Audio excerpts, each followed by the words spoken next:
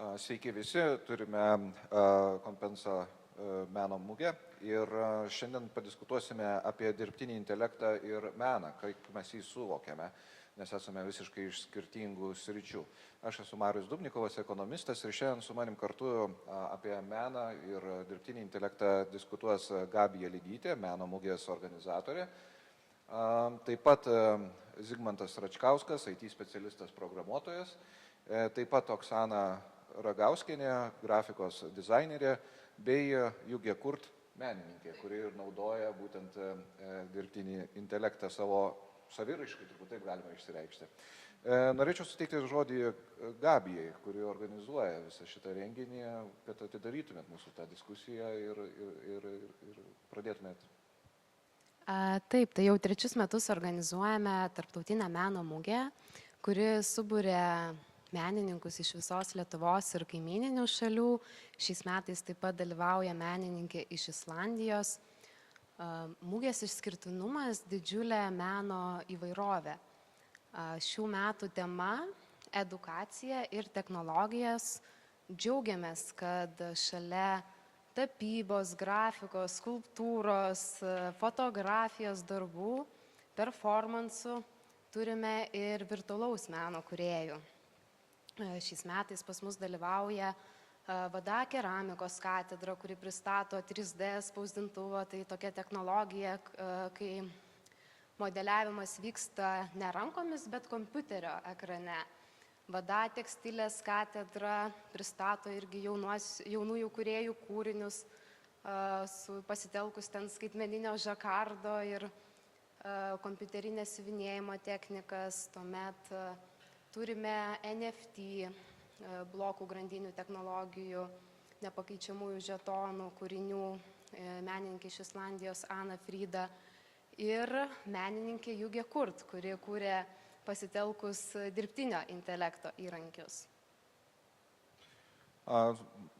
Jugė Kurt, jūs paminėjote, tai nuo jūsų ir pradėkime.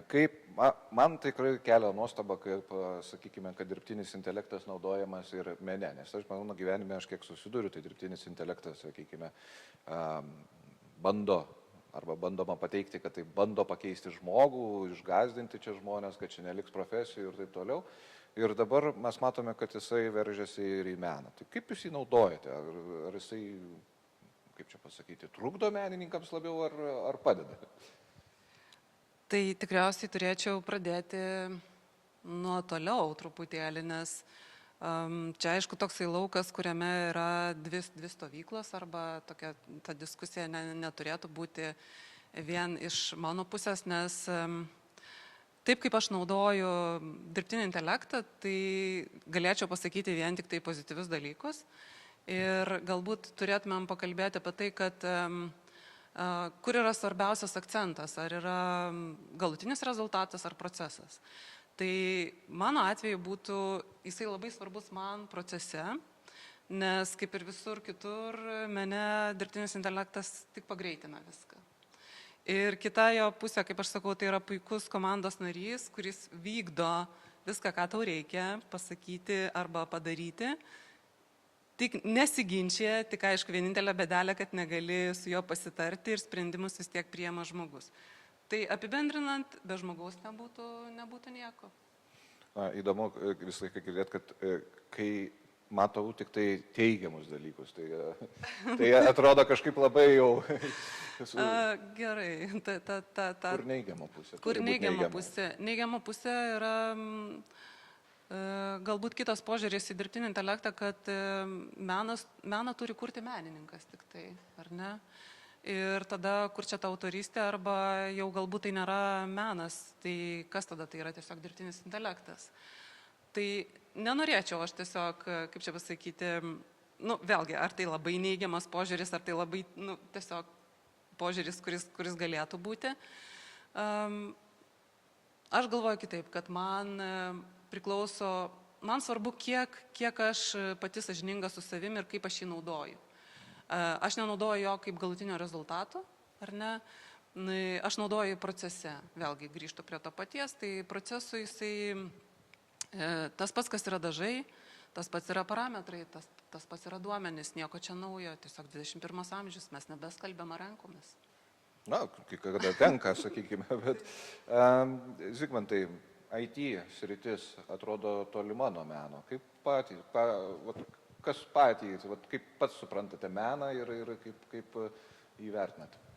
Na, pirmiausia, jeigu pažiūrėtumėm kolektyvinio intelekto sukurtą produktą kaip Wikipedia, Wikipedijoje yra parašyta, kad menas yra žmogaus kūrybinės veiklos estetinė jutiminė išraiška.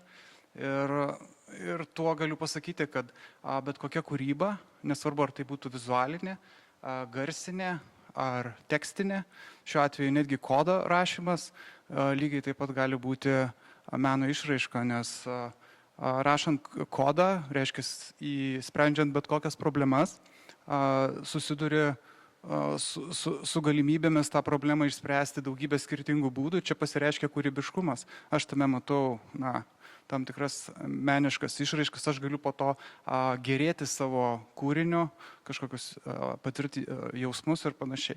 Tai yra neatsiejama dalis ir apskritai menas yra plati savoka.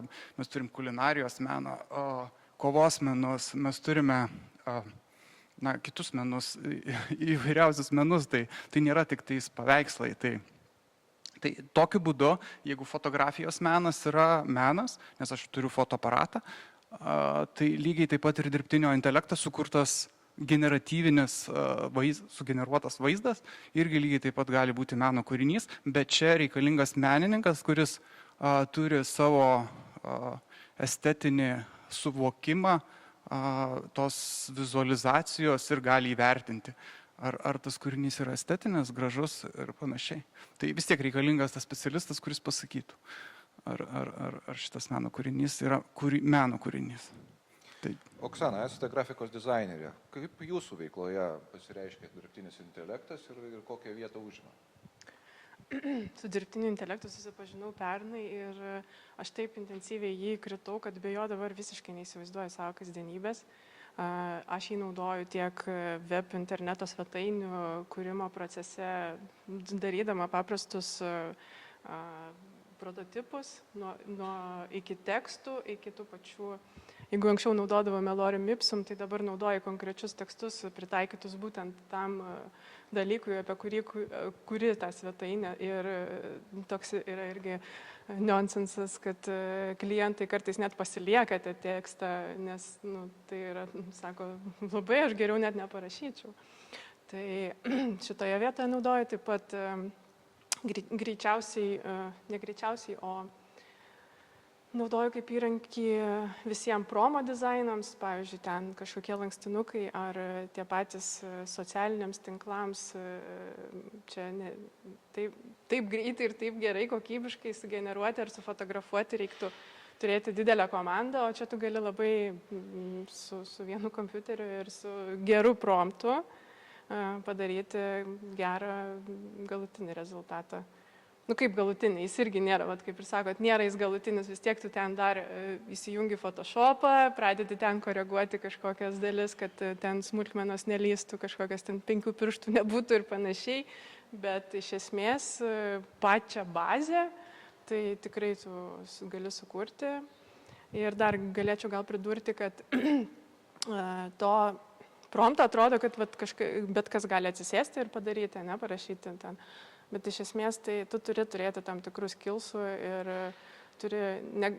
realiai negali būti junioras, kad atsisėdai, parašiai ir man čia šitas paveiksliukas tinka. Su laiku tu paskui pradedi matyti, kad tas pats ten Dali ar Midjourney jis panaudoja kelias, pavyzdžiui, stilistikas viename paveiksliukė ir jis nėra, kaip sakant, profesionalus ir netrodo jis gerai. Tai tu turėti tam tikrų skillsų, kad tą pamatytum ir pamatytum, kas yra gerai, kas nėra gerai ir kartais prie to pačio paveiksliuko ten prabūni ten ir 3 valandas, ir 4 valandas, bet išgauni tai, ko nori ir susitari su ten dirbtiniu intelektu ir tada. Tai va. Prašau, reaguokit. Aš papildysiu. Čia kaip tik ir paminėjot, kad fotografijos menas. Tai fotografuoti gali bet kas, visi telefonus. Visi, kas telefoną turi. Bet daryti meniškas nuotraukas reikia tam potyrio, skirti laiko ir taip toliau. Tai pildyti norėjau. Bet man kyla toksai klausimas, o nereikia tikrinti, ką tas dirbtinis intelektas sukuria mum, ar nėra taip, kad jisai gali pradėti klejoti ir klėdėti? Tai jis taip ir būna, kad jis klėdė, tu atsidarai, pasižiūri, čia kažkas ne taip, bet iš esmės, kaip čia pasakyti, vis tiek dabar ChatGPT, tu gali susikurti savo asistentą, kuris kūrė pagal tave, tu jam aprašai, kokios tu stilistikos nori, kokios tu nori, tiksliau, kokią tu naudoji visą gyvenimą, tarkim, ir jis jau kaip sukuria atskirius asistentus ir tas asistentas jau dirba pagal tave, pagal tavo iš anksto aprašytas kažkokias dalis, aš nežinau. Ir, žodžiu, personalizacija. Taip, tai tu tarsi save kaip kopijuoji ten, aš turiu netgi susikūrusi savo asistentę kaip web dizainerė, asistentę kaip menininkė, asistentę kaip marketingistė, nes kartais to reikia. Ir tu ten su juo bendrauji. Tu susikuri kelius žmonės tenai ir su jais kontaktuoji. Bet tada autorystė, klausimas, kas yra tas autorius viso šito? Čia vis dar yra tokia siaubingai plati tema ir nėra galutinio atsakymo, nes, kaip sakant, tos technologijos bėga žymiai greičiau negu mūsų įstatyminiai visi dalykai. Tai autorystė, jeigu tu kopijuoji visiškai tarkim, aš noriu, kad ten nupieštum konkretaus menininko, konkrečią dalį į mano paveikslą. Ir jeigu tu nieko ten nemodifikuoji, tai yra vagystė, galima taip sakyti. Bet jeigu tu ten sukuri tam tikrą foną, tam tikrą, nežinau, veiksmą su tuo ten, tai... Bet tada aš dėl tos autorystės galbūt tokį klausimą užduot norėčiau. Jeigu tai mes vertintumėm kaip pasaulinę biblioteką, ar ne, kažkokią tai ir anksčiau mes eidavom į biblioteką ir skaitydavom ir daug žmonių darbus parašė. Kai tu cituoji tiksliai kažką, su tekstu lengviau dabar kalbėti, iš tekstų tai tu nurodai autorių, bet kai tu rašai tekstą ir tavo galvoje galbūt yra 150 autorių, bet tu vis tiek rašai savo žodžiais, tai kaip tada ta autorystė irgi klausimas. Tai tas pats yra su dirbtiniu intelektu ir tarkim, jeigu generuoji paveiksliuką, pavyzdžiui, mano atveju, aš promptą naudoju vėlesniai stadijai. Pirminėje stadijoje aš naudoju savo eskizą ir savo pirminį kūrinį ir iš jų sintetinu, vadinkim, sintetinius paveiksliukus, kuriuos aš vėliau peržiūriu, atrenku, papildau promptais, dar kartą užkraunu. Žodžiu, tas procesas yra kažkuria prasme toksai ne taip, kad vienu ypu linijinis, jisai kūrybinis iš esmės. Tai aš tada galiu paklausti, tai jeigu aš pirmą nupiešiau tuos eskizus, ar ne, ir įkėliau į ekosistemą, tą vadinamą, kuri sukurta specialiai, kad tai vyktų, tai be mano eskizais nieko nedarytų. Tai taip ir atsakymas. Prisilietimo jis pats iš savęs veikti negali, bet tu turi į jį kažką įkelti. Bet gal bus pasiektas tas taškas, kuriame jisai galės veikti autonomiškai? Jis sąmoningumo to dar neturi ir neaišku, ar jis turės tai. Tai čia bus galima pakalbėti apie tai, koks ateityje galėtų būti, bet artimiausius dešimtmečius tai tikrai jis bus daugiau kaip priemonė, nes dar toliai iki to, kad jis veiktų savarankiškai. Kol kas jis bus geras įrankis ir pagalbininkas, asistentas mūsų kasdieniniai veikloje. O kai bus pasiektas superintelektas ir galės generuoti tuos dalykus, kurių žmogus net negali įsivaizduoti šiuo metu, tai dar daug laiko iki to. Mano nuomonė, aišku. Gal sulauksim? Tai aš teisingai suprantu, Jūga, kad tai paspartina patį meno kūrimo procesą. Ir paspartina ir jis tiesiog yra kitoks. Ką aš norėčiau pasakyti, kad tada tu turi gauti kitokių gebėjimų arba kitokias savybės išvystyti. Ar ne, kolegė minėjo, kad tu turi labiau vertinti, turi parinkti, turi išmokti rašyti, kažkokio tokio kitokio universalumo atsiranda, ar ne? Ir tarkim, ne vien pačio potėpio reikia technikos, ar ne? Tarkim, jinai yra daugiau technologiniai kažkokie dalykai, kuriuos tu turi išmokti su laiku. Tai čia, ką aš įgavau, aš turiu kitaip mąstyti, aš turiu planuoti. Aš turiu planuoti, nežiūrint tai, kad jisai man kaip ir padaro viską, bet aš turiu suplanuoti tikimybę kažkuria prasme savo galvoje pradžioje. Tai klausimas tada visiems, kas norit pasisakyti. Ar yra takoskyra tarp dirbtinio intelekto naudojančius žmonių, specialistų savo darbe ir žmonės, kurie senaisiais, sakykime, būdais atlieka tos pačius darbus? Ar tie darbai yra lygiai taip pat vertinami, sakykime? Tai Jie vienodą vertę sukuria, sakykime. Tai čia turbūt labai svarbu vaidmenį ir atlieka kultūros vadybininkai, menotyrininkai, meno lauko profesionalai, kurie ir gali atskirti, kur yra menas, o kur visgi galbūt yra plagiatas ar tam tikri niuansai. Tai irgi gali įvertinti tiek tą autorystę, ką anksčiau aptarėme, ir įvertinti, ar dirbtinis intelektas yra tarsi teptukas menininkui, tik įrankis, ar visgi tai, sakykime, yra plagiatas. Tai man atrodo, kad tokie renginiai labai atlieka svarbų vaidmenį. Tai čia kalbant apie autorystę. Dar apie autorystę kalbant, tai jeigu kalbant apie platformos pačios yra apsibrėžusios, tarkim, licenciją, ar šituo įrankiu sugeneruoti kūriniai kam priklausys? Ar priklausys būtent tai platformai, ar pasakoma, jūs laisvi naudoti tiek komercijai, tiek publikavimui ir taip toliau. Tai pati platforma apsirašo, kuri leidžia šitos generuoti paveikslėlius. O kalbant apie vertę, tai vertę paprastai nustato vartotojas, jeigu vartoja, tai ir yra vertė, atsiranda vertė.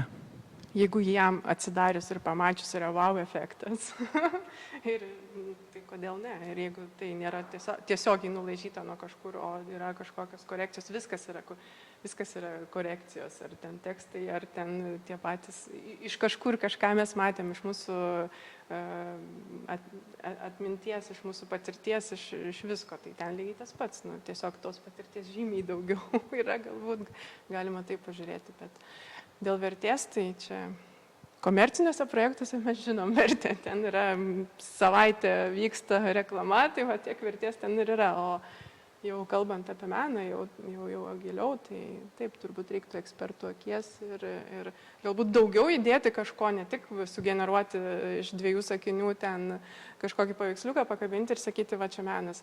Jeigu tu ten padarai kažkaip įdomiai, padarai projekcijas, padarai kažkokius 3D, tu ateini, ten viskas juda, matai paveikslą, aplink tave nuo tavo judesių garsai keičiasi ir tai viskas įmanoma ir tai vyksta toj pačioj bienalėj dabar.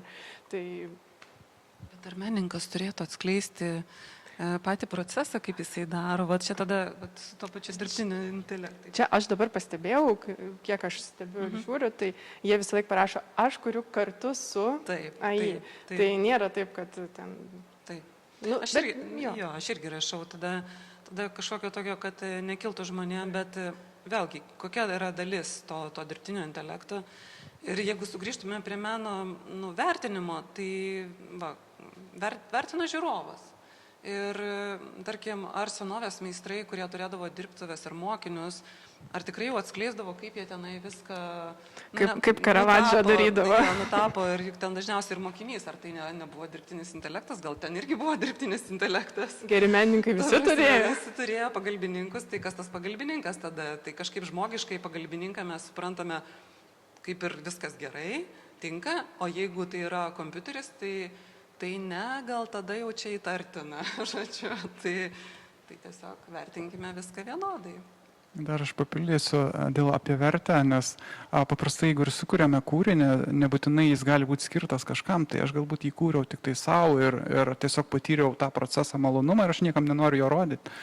Aš atsimenu save vaikystėje, aš rašiau sąsiuvinius, prirašiau romanų ir kažkur neseniai iškasiau palėpį jos ir skaičiau ir aš niekam jų niekada nerodžiau ir visai buvo įdomu. Tai va, mano kūryba jo. Tai paveikslų irgi vis randama, tų pačių autorių, atrodo, kad ten tiek pripiešta, kad besibaigiantis rautas yra, tik tai ieškoti reikia. Tais pačiais ten grafikos ir webo ten dizainais pas mane yra tiek terabaitų namuose visko, kur niekada niekas nėra matęs. Dar kalbant apie vertę, aš norėčiau pridurti, kad kalbant iš ekonominės pusės, kas nustato būtent paveikslo kainą, tai pirminėje rinkoje turbūt visų pirma, tai nustato kainą tas, kuris parduoda. Tai pirminėje rinkoje tai turbūt būtų autorius, menininkas. O jau antrinėje rinkoje tai reiškia, kad žmogus, kuris jau nusipirko tą kūrinį, jis juk irgi gali tą kūrinį perparduoti, ar ne? Tai tada jau tą kūrinio vertę nustato vėlgi tas, kuris parduoda, ar tai kultūros vadybininkas, ar galerija, arba šiuo atveju internetinė kažkokia platforma, arba aukcionas. Tai ar galime įsivaizduoti tokį atvejį, kad pavyzdžiui dirbtinio intelekto pagalba kurtas kūrinys galėtų aukcionę peržengti tenais, pavyzdžiui, nežinau, 10 milijonų. Tai pats pirmas kūrinys ir buvo parduotas už beveik $500,000. Pats pirmas tas, kuris sugeneruotas jau visiškai AI. Tai dar iki 10 milijonų dar turi. Bet paskui krito. Nu, Tai dabar iš to neįmanoma buvo uždirbti. Iš to būtent Pirminis, paveikslo. kur nusipirkai už $500,000, Ko nebuvo. gero, jeigu gera rinkodara, tai galima 10 milijonų ir daugiau. Tai reikėtų dabar daryti, pereina į daryti. NFT, jo, bet prieš metus ten gal daugiau negalima buvo NFT pardavinėti, nežinau, pasakykit, AI generuotų, bet dabar jau leidžiama. Ir aš manau, ten jau irgi. Nes viską pardavimą vykdo istorija. Tai, Kas su... Jo. Jo, tai kažkoks ypatingas atvejis, trūkumas, atsitiktinumas, legenda. Tai jeigu sukursim istoriją, tai manau, kad laisvai. Viskas dabar per istoriją. Tai kaip pavyzdys yra, kada generatyvinės šitą vizualiniai kūriniai atsirado jau apie 68 metus, buvo ten vengrų tokia menininkė Vera Molnar, man atrodo, jei neklystu, kuri jau tada, vos tik atsiradus pirmosiom programavimo kalboms, jau eksperimentuodavo su vizualais ir dabar yra netgi muziejuose eksponuojami šitie kūriniai ir per tam tikrą, kaip sako, istorija sukuria vertę. Muziejai po truputį pripažįsta jau ir skaitmeninius menininkus. Vadinkim tai, kad dirbtinis intelektas tai vis dėlto yra skaitmeninė aplinka. Ir tada jau gali, aišku, ir į tą fizinę perkelti, bet skaitmeninė aplinka po truputį tampa irgi menu. Ir mes nuo to nepabėgsim. Man toks klausimas kyla, kurį, nežinau, ir kas nors, kaip jums atrodo. Vis tik tai dirbtinis intelektas yra asistentas, kurį kuri pagal save. Ne? Menininkas, jisai gali irgi sukurti asistentą, kuris gamins produktą. Ir klausimas, ar jis galutinis, negalutinis ir taip toliau. Bet taip, pavyzdžiui, mirus menininkui, tai tas asistentas jisai gali ir toliau kurti. Nu, tu jeigu jam rašysi kažką, kad jis kurtų, tai kursi, Jeigu vaikai, sąmoningumą turės. Paims jį ir toliau vystys, tai Kodėl? teoriškai taip, teoriškai ir praktiškai. Tai čia kažkaip panašiai kaip yra, kaip menininkas turėdavo mokinius ir tie mokiniai perimdavo ir toliau tęsdavo darbus. Taip. Čia gera mintis, gal tada reikia parašyti tą ekosistemą ir tokią kaip palikimą, žodžiu, kaip perduoti ateities kartoms. Testamentą. Čia dabar labai gera mintis tokia. Bet vėlgi, geras meno specialistas, jis pamatys pokytį, nes čia kaip ir fizinį kūrinį nagrinėjant, tu matai techniką ir netgi, žinau, yra ir juk ir fizinių darbų plagiatų, bet tu vienas kažkoks kitoks potėpis ir menas lauko specialistas, jis supranta, kad čia jau nebe tas pats kūrėjas. Tai vėlgi taip pat rašyti žodis į žodį, laiko tarpai, nežinau, kas dar yra svarbu būtent, ar ne, kuriant tą kūrinį. Tai vėlgi prisėdus kitam žmogui turbūt meno specialistas pamatys, kad kitoks vaizdas susigeneruoja ir tai nebėra tas pats autorius. Ir grįžtame prie tos pradžios, kad svarbiausia yra žmogus. Kuris jį įvertina. Vertintojas, taip. Visik, man toks dar kitas klausimas. Mes įprantame bendrauti, kalbame, rašai, bendrauji su dirbtiniu intelektu rašydamas iš esmės. Tai ir gali būti taip, kad, pavyzdžiui, anglų kalba tampa universalia programavimo kalba, kur tu iš esmės gali būtent rašydamas gauti produktą. Nebūtinai anglų, nes mes to pačio dirbtinio intelekto, kad ir ChatGPT, jeigu klausim, nes ChatGPT yra pagrindas LLM, tai yra Large Language Model, kuris yra skirtas generuoti kalbai, bendrauti apskritai chatbotas vadinamas. Tai mes galime bendrauti tiek lietuviškai, tiek angliškai, tiek itališkai, kokią tik norim kalbą ir jis puikiausiai supranta ir išverčia ir naujausi modeliai pakankamai gerai parašo ir lietuviškai. tai galime užklausti ir lietuviškai. Aišku, jeigu mes kalbame apie programavimo kalbą atskirai, programavimo kalbą, kurį beje dirbtinis intelektas irgi gali sugeneruoti ir kurio pagalba puikiai labai greitai daug darbų galiu atlikti, nes paprašau, ko man reikia, jis man sugeneruoja, ką aš trukčiau savaitę, jis man padaro per kelias minutės. Tai nebūtinai anglų kalba, aš manau, kad visos kalbos puikiausiai, jeigu mes kalbam apie būtent LLM modelius, tai puikiai dirbs su šitais, su visom kalbom. Ten, jeigu neklystu, man atrodo, jau 80 kalbų yra, kuriomis kalba jis. Nežinau, ant kiek ten. Jo, ant kiek tikslumas ir ten visa kita. Bet... Taip. Tai iš esmės žmogaus gebėjimas kalbėti gali ateityje kurti meną įvairiom formom. Iš principo tai taip. Ir kita pusė yra, kad net naudojant ir dirbtinio intelekto įrankius gali mokytis greičiau. Mokytis greičiau kurti dalykus irgi, nes rezultatas neteina be mokymosi. Tai netgi pati išbandžiau, kad ta pati lietuvių kalba ir mokytis programuoti dalykus ar kurti ekosistemas, netgi gali lietuvių kalba ir jisai patarimais puikiausiai pataria ir tau belieka tik tai tiesiog įgyvendinti. Tai gabaliukais, kažkokiom pergalvojimais. Jis niekada nepadaro, kam reikia suprasti visko iki galo, pats savaime. Ta prasme, vis tiek tu turi laiks nuo laiko tokiom sesijom, interacijomis su juo dirbti. Čia gal yra tas principas, kad niekam iš mūsų gal nepavyko nei prompto, nei nieko, nei tarkim įkelt ar kažko susintetinti tiesiog vienu prisėdimu. Tai jisai vystosi ir mes vystomės, kažkaip viskas čia taip draugiai eina kartu. Čia labai ilgas procesas yra išgauti galutinį rezultatą, nes tu pradžiai pateikė, aš noriu kažkokio tai rezultato galinio, jis sako, pirmiausia, tu turi padaryti tą. Gerai, pradėkim nuo pirmo punkto.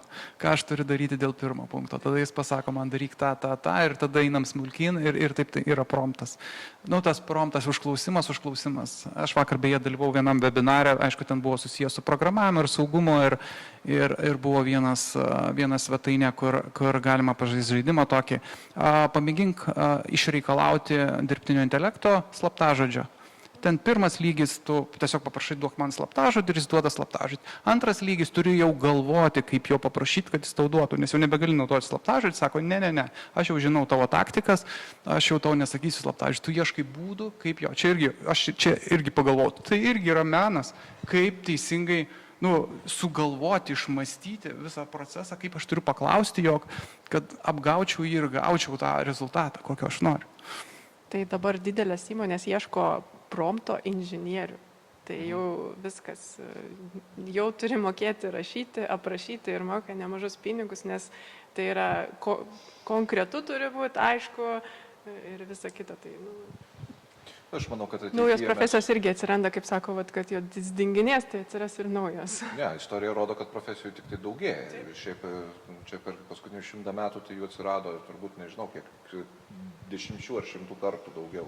Ne, tai kalba, kad su jį atsiradimu dabar nebereikės ten dizainerių, visą kitą, bet reikės to pačio ten prompto kūrėjų, kurie... Tai aš net nebejoju, kad, pavyzdžiui, darbo skelbimuose, kai būdavo, jeigu pamenat anksčiau, rašydavo, kad gebėjimas dirbti su Exceliu būtų privalumas.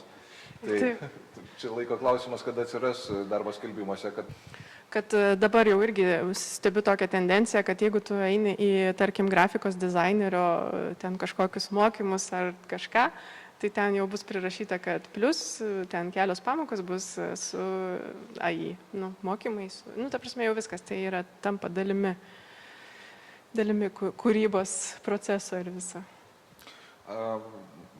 Jūge, ar yra, sakykime, iš tų tradicinių menininkų nepasitenkinimo, kad atsiranda dirbtinis intelektas ir jie naudoja? Tai vienu žodžiu atsakyčiau taip. Jeigu trumpai galiu atsakyti taip. Tai taip, jisai yra toksai. Ir iš vienos pusės aš bandau suprasti, kodėl tai galėtų būti. Tarkim, jeigu žmogus, įsivaizduokim situaciją, žmogus visą gyvenimą tobulino ir savo techniką ar ne, kompoziciją, ieškojo savo stilistikos, tai yra didelis įdirbis ir staiga ateina kažkas tai greitai, metai kiti ir rezultatas, tarkim, tas pats, ar ne? Tai ką menininkai man sakydavo, sako, tu negali taip, sako, tu turi 20 metų badauti, kad būtum tikra menininkė. Ir aš tada taip galvodavau, bet ar tikrai 21 amžiui, ar tikrai čia yra tas tikras kelias, vadinkim, ar ne? Nu, nes jie žino tokį kelią ir staiga ateina dirbtinis intelektas, kuris, nu, tiesiogiai nesiūlo, kad taip vat, įvyks, bet kai tu su juo dirbi, viskas šiek tiek kitaip dėliojasi ir tada žmogiškosios savybės jos čia suveikia, jos čia. Na, tai tikriausiai, kai turėjome situaciją, kai atsirado fotografija, tai manau, kad pasipriešinimas iš tų, kur, na, jeigu tu turi, nežinau, pusę metų piešti vaizdą per langą, kurį matai, o čia paukšti ir nuotrauka yra, tai kažkas tai panašaus turbūt pokytis. Klausimas toksai dar jums. Kažkaip galvoju, kad sunkiai kurti meną, reiškia, tu turi įdėti labai daug indėlio ir, reiškia, tas pasiektas rezultatas tengiasi, kad kaip įmanoma būtų geresnis, nes šiuo atveju tu negali grįžti atgal ir vėl kažkaip tai. Ar nebus taip, kad su dirbtiniu intelektu bus prikurta daug šlamšto? Ta prasme, nes tu gali daug kartų klysti. Tikėtina, kaip ir kitose industrijose, mados industrijai, nežinau, kokioj vaistų industrijai, visur yra prikurta daug, vadinkim, šlamšto tą žodį. Tai meno industrija nieko nesiskiria šiuo atveju. Tas pats Google'as, ne, kai jis atsirado, irgi visi sakė, nu viskas dabar kaip galima bus lengvai mokytis, kaip galima bus, bet dabar ten yra tiek visko, tiek, kaip sakot, šlamšto ir ten atsifiltruoti kažką ir surasti, tai yra reikalų pasiieškoti. Ir jau Google'as jau miršta po truputį, ateina ChatGPT. Tai ar dar naudojate Google? Ne. Iš vis? Mažai, labai minimaliai. Jeigu reikia adreso kažkur surasti, gal kažkaip. Apart to, kad Google'as turi irgi savo dirbtinio intelekto produktus kaip Gemini ir panašiai. Tai čia gali būti taip, kaip, sakant, Nokia išradusi išmanųjį telefoną, žuvo nuo to išmanųjį telefono, nes atsirado geresni kūrėjai. Taip ir Google'as eina į antrą planą. Nokia tikriausiai dėl to, kad buvo labai prisirišusi prie Microsoft. Yra ta. Kokios ateitį matote? Kokie ateities scenarijai, sakykime, dirbtiniam intelektui ir kokios tendencijos gal jau dabar matomos? Aš aišku, sunkiai suvokiu, kad mes iš dabartinio taško galime nuspėti galutinį tašką, bet kokios tendencijos į ką judama? Gal tada apie meną paprasčiausia gal pasakyti, menui tinka viskas.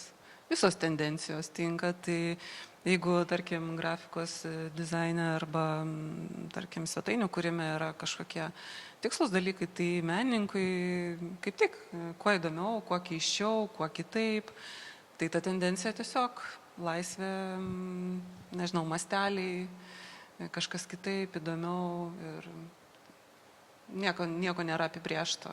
Žodžiu, aš tai negalėčiau suformuluoti. Kas galėtų būti, menui tinka viskas ir netinka niekas. Taip, ir kūrėjai turbūt atsiranda daugiau meno raiškos būdų save išreikšti ir savo mintis, o kaip ir fotografijai ar kitoms naujovėms reikėjo laiko, taip ir dirbtiniam intelektui turbūt reikia laiko, bet labai smagu stebėti, kad netgi mokymosi įstaigose tai atsiranda ar ne, ta pati VADA, ta Dailės akademija jau kalba apie technologijas, tai manau, kad turės galbūt netrukus ir mokys studentus apie dirbtinį intelektą, tai manau, kad viskam tiesiog reikia laiko. Tai žiūrint, galima trumpuoju laikotarpiu ir ilguoju laikotarpiu galvoti, yra 10 metų į priekį ar 100 metų į priekį. Tai artimiausias, kiek ekspertai sako, tai žiūrint, tai artimiausius dešimtmečius tikriausiai mes turėsim tik tai tobulėjančius įrankius. Superintelektas dar tikrai greitų laikų neatsiras toks, kuris gebės pats save mokyti ir tobulėti pats iš savęs, kol kas reikalingas žmogus. Tobulės tik įrankiai tobulės, kuriuos mes naudosim, pritaikysim, darysim greičiau, darysim kokybiškiau. ir viskas tikriausiai. O jeigu 100 metų žiūrint, superintelektas tai greičiausiai atvers tokias galimybės, kurios mums generuos tokius dalykus, kurių mes negalim šiandien net įsivaizduoti. Ir tokius... Mintimis generuosi meną. Jo, iki tokio lygio. Beje, su čipais, tai aš atsimenu dar savo paauglystę fantastiką mėgau, tai ten buvo tokia fantastinis kūrinys, kur žmonės ateityje, jie turi asmeninius asistentus, kuris viską planuoja, pasako tavo sveikatos būsena, ko maitintis, apskritai viską. Tai mano buvo tokia, wow, kada pas mus tokia bus laikai. Tai dabar jau kažkas panašaus ir vyksta, jau kažkas to užuominas. O kalbant apie ateitį, tarkim, grafikos web dizaino srityje, tai jau yra svetainės, kurios susikūrė pačios save ir siūlo svetainių kūrimo paslaugas. Tai, kažkas tokio bus. Dažnai girdisi ta prasme, kad dirbtinis intelektas išmes žmonės iš rinkos, pakeis jų darbo vietas. Tai kaip, Oksana, jūsų požiūrės į tai? Nežinau. Kad nereikės grafikos dizainerių. Grafikos dizainerių. Kaip kalbėjom, kad juniorų gal ir nereikės, bet tų, kurie ten kažką supranta tame, tai turbūt reikės ir kurie mokės rašyti promptus, kurie žinos, gebės jausti ten klientą, tarkim, tą patį ir panašiai, tai reikės. O šiaip aš nemanau, kad greitų metų dirbtinis intelektas pakeis, nes jis kaip ir neturi sąmonės dar kol kas. Nežinau, ar šiaip kiek girdėjau, profesoriai sako, kad jie iki galo nesupranta, kas yra žmogaus sąmonė, tai gal ten tas mūsų dirbtinis intelektas kažkada tą sąmonę apibrėš ir susikurs ją. Tai tada gal ir pakeis ten daugelį profesijų, tarkim, bet šiaip... Tai jau keičia, tai kasininkės, nėra taip, kad robotas atėjo ir pakeitė kasininkę, bet yra taip, kad stovi aparatai ir tu ten viską pats. Žinai, mes galim nuspėti ateitį. Neįmanoma jaučiu dabar taip. Mes galim fantazuoti, tik tai ir kurti, galvoti, bet aš tiesiog nesiimčiau pasakyti, kas bus įdomu. Tai apskritai yra sakoma, ta prasme, kad žmogus gali prognozuoti 6 mėnesius. Visa, kas už 6 mėnesių, ypatingai savo svarbiausiose srityse, tai sveikata, šeimyninė padėtis, turtinė padėtis, šitos pagrindinės temos, 6 mėnesiai. Paskui viskas, kas už 6 mėnesių, yra tiek išorinių faktorių, kad tai yra chaosas. Ta prasme, tai yra tik tai vizija, ko tu nori tapti, nori būti, ar su kuo nori būti ir panašiai. Bet tai nereiškia, kad tai bus. Tai reiškia, mes šiandien galime tik tai fantazuoti. Tai yra savo vizijas dėlioti. Gerai, mes pakalbėjom apie tą labai susikoncentravimą į vieną pusę, tai Jugės pusę, tai yra menininkų pusė. Bet kaip vartotojas priima tą dirbtinį intelektą? Vat kaip jūsų klientas, ar kaip čia pasakyti, meno vartotojas priima tai? Gerai. Kai stebėjau, ar ne, tarkim, nes aš vis tiek stebiu tos žmonės ir tai jiem yra smalsu, ne, yra dalis žmonių, vėlgi negaliu sakyti apie visus, niekada taip nebus, kad kažkas tiktų visiems. Daliai žmonių yra labai smalsu ir jie džiaugiasi, jiem įdomu. Mano tikslas, toks, kaip aš sakau, visą laiką turiu darbinius pavadinimus ir tokius tikslus vidinius, sustabdyti žmogų arba tiesiog suteikti jam tokią papildomą poilsio minutę. Kai jisai domisi, ką dėlioja dirbtinis intelektas, jis tuo metu negalvoja apie savo problemas.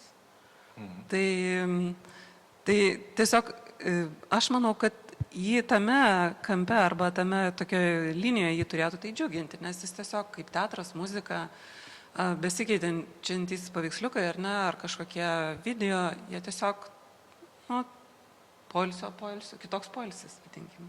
Taip. Atsiliepimų yra visokių, aišku, vėlgi, kažkam patinka, kažkam nepatinka, tai yra visiškai normalu. Kartais, kai žmonės perka kūrinį ir jeigu jisai turi, ne visi mano kūriniai turi dirbtinį intelektą, atsiprašau, tai juos pradžiugina, kad sakau, žiūrėkit, jūs dar perkate ir tą antrą dalį, kuriuos jie kartais nesitikinėse perka tą fizinį darbą ir tada, sakau, jūs jį galėsite nešiotis telefone. Ir viena iš tokių mano keistų minčių arba idėjų, sakau, galbūt ateityje jūs galėsite nusipirkti kažkieno stilių, ar ne, garsaus menininko stilių, ir te atsikeliat, parašote promptą, kad noriu, kad šiandien būtų kalnai pagal Picasso. Ar ne? Ir tiesiog jisai turi. Tai vėlgi visai kiti dalykai. Čia jau metaverse prasidėjo. Tai tikriausiai taip. Tai koks žmogaus požiūris pagrindinis? Ar jisai yra inovatyvus, ar jis labiau linkęs tradicinius dalykus arba gyvenseną, tradicinę gyvenseną, gal čia šiuo atveju reikėtų kalbėti. Tai tas ir apibrėžia požiūrį. Tai ar nėra taip, kad trinasi riba tarp meno vartotojo ir kūrėjo? Nes taip, aš girdžiu, gaunasi, kad tuo kūrėju arba menininku gali beveik tapti bet kas. Gali, aš manau, taip. Čia tiesiog, bet jis turi norėti tai daryti, nes pats savaime tai dalykas nepasidarys. Tai kaip ir fotografijai. Yra kurie kuria fotografijas, mados dizaineriai lygiai tas pats, bet kokie dizaineriai. Tai ir žmogus gali kurti. Klausimas tik tai kokiam lygyje. Taip, kaip, pavyzdžiui, video, ne, mums reikia video nufilmuoti kažkokį, bet, jau profesionaliai, tai mes nufilmuoti bet kas galim, bet jau kai reikia profesionaliai, mes jau vis tiek ieškome kažkokių tai žmonių, kurie moka tą daryti ir padaro profesionaliai ir kokybiškai. Bet čia vis tiek kažkaip tai judam link to, kad kiekvienas gali kurti, bet pats kūrybos procesas tampa vis lengvesnis. Anksčiau, jeigu, pavyzdžiui, nupiešti paveikslą, tai jeigu tu nemoki piešti, tai kaip tu... Jeigu nemoki akademinio piešimo, tarkim, nekaip, jo. Ne, tas tai taip. Bet aš tada galvoju, juk yra labai skirtingų menininkų, skirtingos stilistikos. Vieni tapo abstrakčiai, kiti realistiškai. Ir čia yra vėlgi tavo pasirinkimas. Jeigu tu nori abstrakčiai, tai vienas kelias. Jeigu nori realistiškai, tai tas dirbtinis intelektas tau tik padės išmokti. Bet tu turi ugdyti tą savo gebėjimą, vadinkime, ne dirbti ties tuo. Tai gal nėra tokio vienareikšmiško atsakymo, ar ta trinasi riba, ar nesitrina. Tai kaip ir kiekvienoje industrijoje, kaip aš sakau, jeigu nori būti juvelyrų, gali būti juvelyrų. Klausimas tik tai kaip greitai, tas 10 000 valandų vis tiek galioja, ko gero. Ar dirbtinis intelektas sumažins tą skaičių? Tai galbūt. Emocinis krūvis tokio kūrinio. Ar jisai yra lygiavertis, kur vien tik tai žmogaus padarytas darbas ir, sakykime, su dirbtiniu intelektu? Jeigu jis to vartotojo ir žiūrinčiojo akimis išreiškia tą emociją ir jeigu jis pirmą kartą pamatęs pasako, wow, tai aš manau, kad taip. Bet gali būti ir kūrėjo, ir vertintojo patirtos emocijos, kūrimo proceso metu aš patiriu emocijas, jeigu aš kuriu, ir tas, bet aš galiu lygiai taip pat kurti ir niekam neskirto kūrinio savo jį pasidaryti. Aš turėjau minčių, noriu Italijos peizažo, namelis su raudonom čerpėm, ten auga vijokliai aplink namą. Galvoju, kaip man gauti tokį paveikslą. Negi jau reikės užsakinėti, o dabar aš galvoju, kad aš galėčiau tiesiog parašyti promptą ir turėčiau, ir galėčiau pasikabinti ir turėti, ir džiaugtis juo, ir man užtektų, kad aš vienas juo džiaugsiu. Gal negalima taip klausti, aš sakyčiau. Kaip negalima taip klausti? Turiu omeny, negalima taip klausti, ar tas emocinis krūvis yra toks pat. Taigi čia yra viskas susijęs su subjektyviu vertinimu, su žiūrovu. Tai jeigu aš... Tai aš ir laukiu, kad jūs tai pasakytumėte. Vertinu ir man jisai tinka ir patinka, tai ir viskas. Pirmyn. Tai ir viskas. Galima įdėti žmogų į magnetinio rezonanso tomografą ir patikrinti, kokią smegenų signalą, ar jie patiria tokius pat emocinius išgyvenimus, ar ne. Dar klausimas. Tada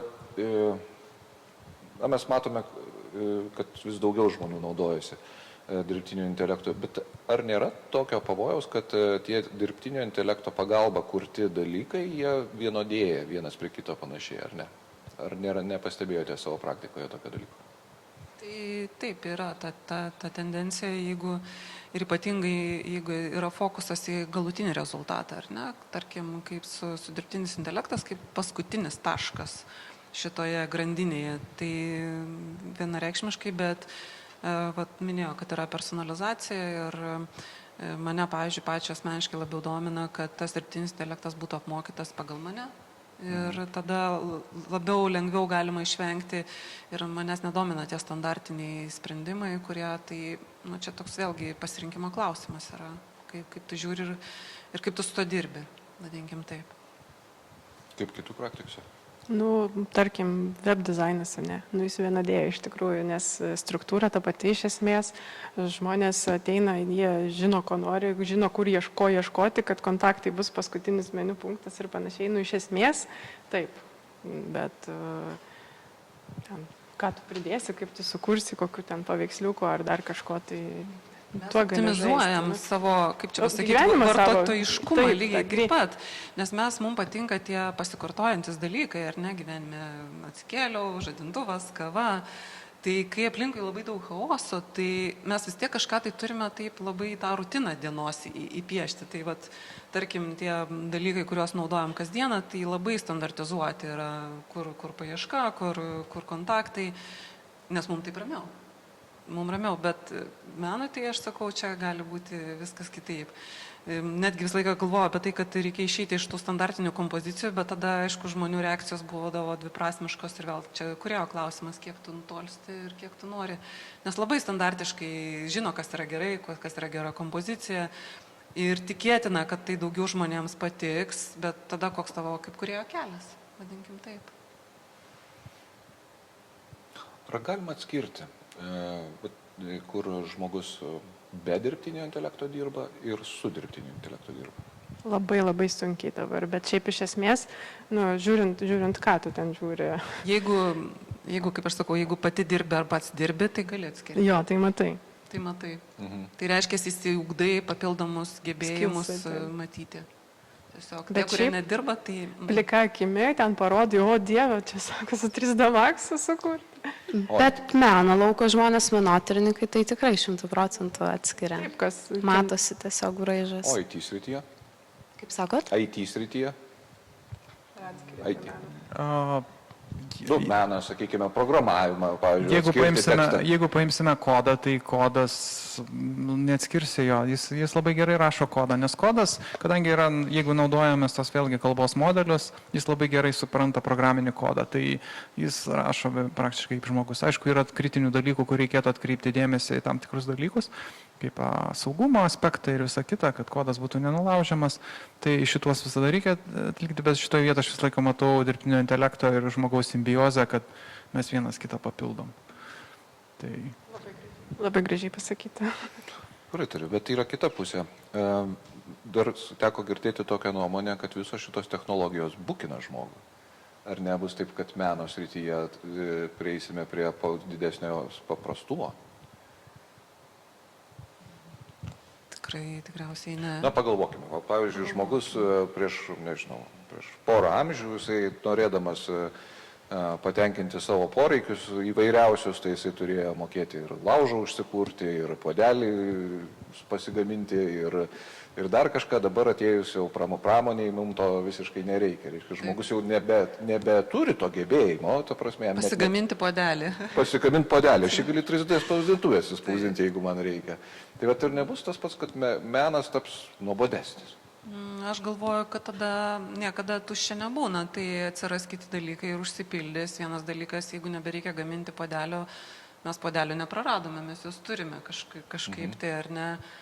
Tai mene, nežinau, aš galiu kalbėti šituo klausimu tik iš savo patirties. Man pakol kas tai yra kūrybingumo skatinimas ir tiesiog nematau, kad aš susilpnėtų mano kažkokia dalis, tarkim, vertinama, nes ta akis, ne ranka, galbūt svarbu yra praktika lygiai taip pat. Čia labai toks irgi platus klausimas. Aš nesutikčiau, jeigu taip trumpai užbaigiant, kad gali stabdyti. Aš manau, kad kūrybingų žmonių tikrai šitas nesustabdys. Ten, jeigu kažkas kažkur... Ir šiaip tos žmonės, kurie norėtų susistabdyti, tai juos sustabdys, bet kas, žinai. Bet iš esmės tai mane irgi tai tik skatina tą kūrybingumą ir norisi žiūrėti vis kitų kampų, vis čia kaip čia dar čia padaryti, kaip čia atvirkščiai. Tas noras išsiskirti niekur neliko. Ir jeigu matai, kad 100 tokių pačių darbų ar ne atsirastų, tai tada tu galvoji, kaip būti kitokių tarp 100 darbų. Ir tarp kitko, iki šiol yra žmonių, kurie moka tą laužą susikurti, yra tokių, kurie nemoka to padaryti. Nu, iš esmės taip ir yra, nu, tai čia irgi gal. Kaip ir fiziniai darbai irgi kuriami serijomis, irgi tai nuo to irgi kaina priklauso. Ar pats pirmas kūrinys ir serija dažniausiai jau sekantis būna šiek tiek pigesni, tai tą matome ir dabartinėje praktikoje. O grįžtant prie klausimo, manau, kad dirbtinis intelektas kaip ir kitose gyvenimo srityse, taip ir į meno pasaulyje sukels tam tikrą revoliuciją. Ir tikrai tam tikrų veiksmų atlikti nebereikės, bet kaip ir Jūgė Kurt minėjo, kad visą tai užsipildys kažkuo kitu ir tas gyvenimo tempas tik greitės, turbūt dirbtinio intelekto dėka. Kiekvienas norim būti visada geresni už kitus, konkuruoti, tai čia taip yra. Mes dabar kalbam iš savo pozicijos, kai mes atėjom jau būdami galbūt savo sričių ekspertai, tai yra viena, bet kalbant apie tuos pradedančiuosius, tai galbūt, jeigu jie neteisingai pasirinks tą mokymosi kelią, o aklai naudosis to dirbtiniu intelektu, galbūt ir yra kažkokia tai baimės, kad, viską užprašinės tik jo ir nevertins kritiškai, neišmoks tos estetinio suvokimo ir visa kita. Galbūt, bet vis tiek tada turėti tas mentorius aukštesnis, kuris pasakytų, mokytų ir nukreiptų teisingai, kaip reikėtų jį naudoti. Tai vėlgi žiūrint į ateitį, tai vėlgi turėtų atsirasti tie mokytojai, mentoriai, kurie, turėtų įvesti. Aklai visiškai pasitikėti nereikėtų, ypač junioro lygyje, pradedančio lygyje. Toks geras kampas, kad mentorius žmogus moko, kaip veikti su dirbtiniu intelektu, kaip su juo bendrauti. Žodžiu, atrodo, dirbtinis intelektas yra protingesnis, greitesnis, bet vis tiek yra šalia žmogus, kuris turi apmokyti, kaip nepaslysti, ar kaip geriau jį išnaudoti. Toks labai irgi įdomus dalykas. Na, tai čia lygiai tas pats, kaip tas pats atsiradęs Google'as. Anksčiau buvo, kaip pasakyti, labai populiarūs žaidimai, kas kur kada ir visokie, kur žmogus turėjo demonstruoti baisinius sugebėjimus, išmokti turbūt, nežinau, biblioteką savo galvoj nešiotis, bet atsirado galimybė tą informaciją surasti taip greitai, kad tai nebetenka prasmės tikrinti tų žinių, bet vėlgi atsiranda kitas mokslas, tai yra kaip išgauti tą informaciją, kurios tau reikia. Tai čia ir būt labai panašiai. Aš dar norėjau paklausti, kaip jūs laikote dirbtinį intelektą? Ar tai yra tapatus instrumentas, kaip yra teptukas, kaip yra fotoaparatas ir panašiai? Ar tai yra pranašesnis instrumentas? Kaip čia jos palyginti, klausimas čia toks palyginti. Tai taip ir lyginu, ten yra dažai ir kiek aš tų teptukas, tai jeigu aš turiu 2000 teptukų, tai, kaip sakoma, vieną, jeigu aš turiu 2000 parametrų, tai aš nežinau, ar čia vienetais galime mes lyginti šiuo atveju, bet iš tikrųjų tai lygiaverčiai dalykai, su kuriais galima kurti skirtingus dalykus, vadinkim taip, ar ne? Tai man patinka ir aš turiu vieną darbą, kuris vadinasi Tas jausmas, kai neša srovė. Tai, žodžiu, tokia, tai man skaitmena, jinai visiškai asocijuosi su tuo, ir taip galima, o ką aš, ir kas yra žavu skaitmenoje, kad tu gali grįžti ir visada pradėti nuo nulio. Pataisyti. Mene irgi gali grįžti, tiesiog imi baltą lapą ir iš naujo darai naują eskizą. Lygiai taip pat. Tai ko gero jie tolygus. Labai sunku palyginti, taip, neaišku ką. Jo, sunku palyginti, bet vis tiek jie, aš manau, į aukštesnėme lygyje ir ten yra tiek visko, kad... Aš prisiminiau vieną dalyką apie skaitmeną ir realų paveikslą, realų piešimą. Tai realiam piešime mes naudojam spalvas, jas maišom, tos spalvos maišosi visiškai kitaip negu skaitmenoje, nes skaitmenoje yra šviesa, šviesos intensyvumas maišomas ir visiškai gausime kitas spalvas, jeigu ten sumaišysime, kaip ten būna populiaru, mėlyną, geltoną, gaunam žalią, kaip pavyzdys iš vaikystės atsimenu, tai gaunam tik tai su dažais, bet dėja negauname to su kompiuterio Bet pikseliais. nereikia to paties, tai kaip aš sakau, nauji dalykai atsiranda. Jo, ir- būtent nauji ir jau dalykai atsiranda, tai nėra tapatu, tai yra tiesiog taip, tai yra įrankis, yra naujas įrankis, kuris suteikia naujų potyrių ir naujų galimybių. Priklauso tik nuo tavęs, kaip tu jį panaudosi ir nuo tavo kūrybingumo lygio, kaip tu galėsi jame įgyvendinti kažką. Na gerai, mes pradėjome labai taip gerą temą, kad čia vien tik tai gerosios pusės matosi ir taip toliau.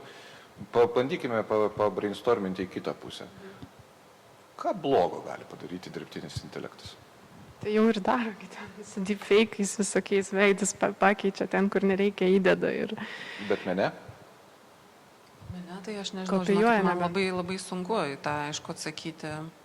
Todėl, kad, ką jisai galime nepadaryti meno, kadangi menui tinka viskas, ar ne? Jeigu apie tą kopijavimą, tai jeigu tu su dirbtiniu intelektu kažkas sukuri, tu negali nukopijuoti to lygiai taip pat. Aš nelabai įsivaizduoju, ką galėtų menui blogo padaryti, nes menas iš principo yra... Jo ribos yra kitokios ir jo tikslai yra kitokie ir čia, žodžiu, galbūt menui nelabai tinka tas blogas darimas. O IT srityje? Aš apskritai, kadangi menas yra platis sritis, tai mes galime kurti įvairius dokumentiką, tai irgi menas yra, ne? Mes galim propagandos tikslais naudoti, ar ne? Tai lendant gilyn, tai čia yra blogis, ta prasme, įtikinti žmonės kažką, tai veikti jų sąmonę per tam tikrus kūrinius mes galim. Tai yra bloga pusė. Tų pačių pasvardų gal atskleidimas, ne? Informacijos nutekėjimas. Jo, tai šitie įvairūs chatbotai, jie gali atskleisti informaciją įmonės, jeigu naudoja chatbotus. Tai aš galiu išsireikalauti jį atskleisti tą ir tą, arba jam pažadėti, kad jis man turi nemokamai ten suteikti skrydį, ar ne? Aš jį galiu įkalbėti, tarkim. Ar propaganda yra vien tik tai skaitmeninio ir dirbtinio intelekto problema? Ne, mes turėjom laikotarpį, kuriame ta tapyba ir kad ir skulptūros jos turėjo tą atspalvį, tai net nereikia dirbtinio intelekto. Tiesiog tai paspartins labiau ir daugiau mes galėsim pagaminti ir greičiau pasiekti, negu kažkas spės kritiškai įvertinti, kad tai yra. Nes, kaip ten sako, žvirblis paleistas, būna didelis skandalas, bet kai paaiškėja, kad tai yra netikros naujienos, jos tyliai būna pasakoma, kad tai buvo netikros naujienos. Pirminis efektas būna efektingiausias šitas. Aš manau, kad meno lauko specialistai tai mato tą plagijavimo grėsmę, apskritai galbūt ne tiek dirbant su dirbtiniu intelektu, bet pačios technologijos, tarkim, kad ir 3D keramikos spausdintuvas, tai, sakykime, galima irgi tokia grėsmė ir labai plona riba ir yra turbūt ir tas specialistų trūkumas, kurie galėtų iš tikrųjų vertinti visgi meno pasaulyje, ar tai yra plagiatas, ar tai yra tikra. Tai čia tokia dar viena problema, tų pačių specialistų trūkumas, nes dirbtinis intelektas tampa vis labiau ir labiau populiaresnis, vadinasi vis daugiau žmonių naudos, tų darbų tik daugės. Klausimas, ar užteks meno specialistų visą tai patikrinti ir įvertinti. Gerai, mūsų laikas išseko. Tai ačiū už diskusiją. Diskusijoje dalyvavau, aš vedžiau, kaip sakant, kapitonas buvau. Marius Dubnikovas, ekonomistas, ir su mumis kalbėjosi Jugija Kurt, menininkė, kuri dirba su dirbtiniu intelektu. Taip pat dirbtinį intelektą pasikinkius grafikos dizainerė Oksana Ragauskinė ir IT specialistas Zigmantas Račkauskas, kuris meną mato netgi programavimo kode. Bei Gabija Lydytė, meno mugės organizatorė. Tai ačiū visiems, kas klausėte ir tikėtina, kad iki kitų kartų. Ačiū. Ačiū.